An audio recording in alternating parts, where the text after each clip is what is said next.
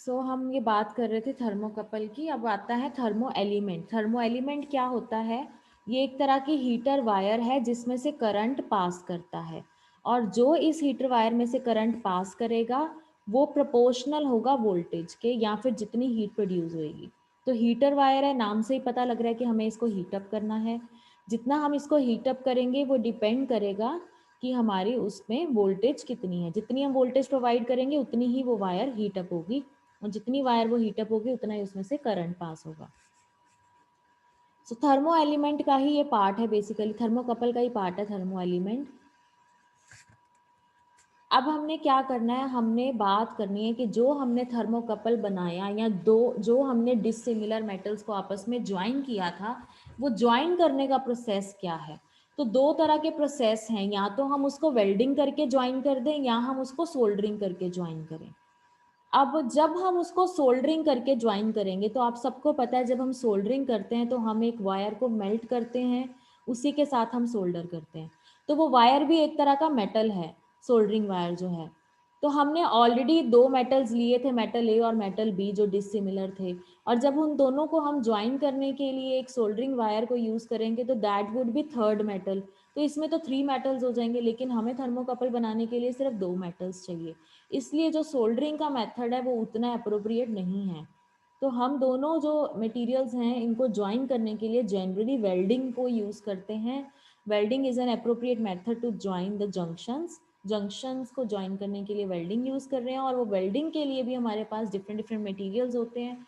ये जो आप ग्राफ देख रहे हो, ये वेल्डिंग मटेरियल की सेंसिटिविटीज़ शो कर रहे हैं कि अगर आप क्रोमल कांस्टेंट यूज़ करते हो तो उसकी सेंसिटिविटी कितनी है, आयरन यूज़ करते हो उसकी कितनी है, कॉपर यूज़ करते हो उसकी कितनी है।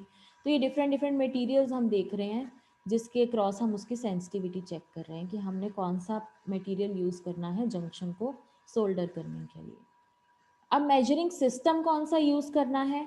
In thermocouple instrument current flows in close circuit, क्योंकि वो दोनों मेटल्स आपस में ज्वाइंट हो गए तो वो एक क्लोज सर्किट बना देते हैं, तो उनमें से करंट हमारा फ्लो करता है।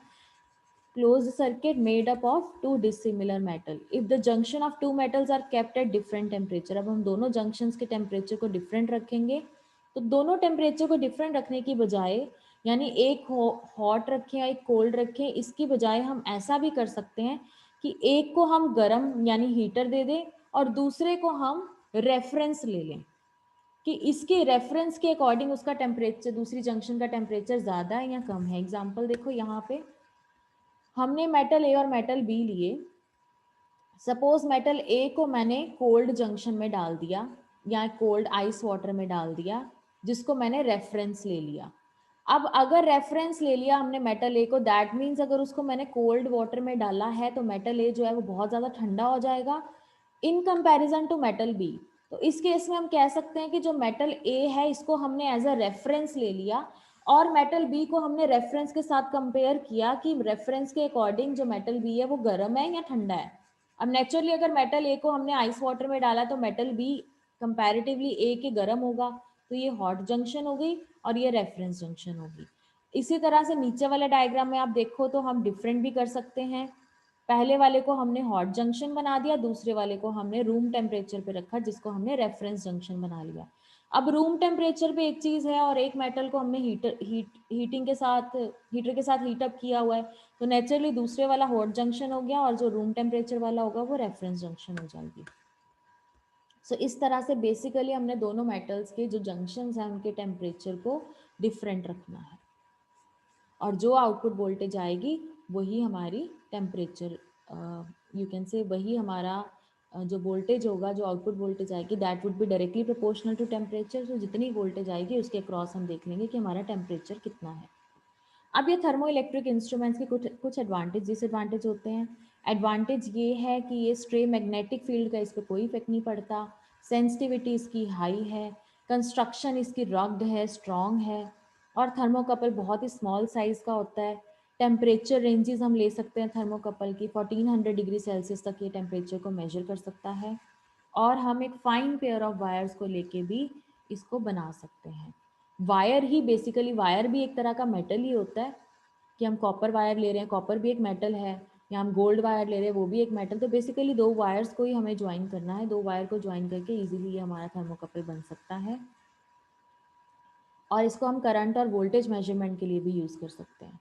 डिसएडवांटेज ये है कि एक्यूरेसी थोड़ी कम है, क्योंकि टेम्परेचर जो है वो समहाउ वेरी करता है, और रेफरेंस जंक्शन जो है वो हमें रखनी पड़ती है थर्मोकपल के लिए।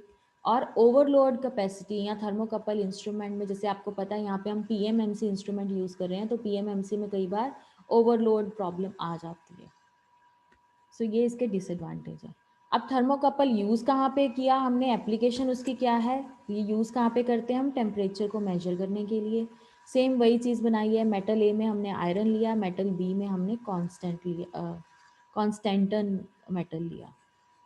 तो जो मेटल ए है उसको हमने रेफरेंस जंक्शन बना लिया, और मेटल बी को हमने हॉट जंक्शन बना लिया, और इसको ईएमएफ मेजरिंग डिवाइस यानी यहाँ पे पीएमएमसी भी लगा सकते हैं। So this was all about thermocouple. I hope आपको ये लेक्चर क्लियर है। अब जो भी आपके डाउट है हम डिस्कस कर लेते हैं।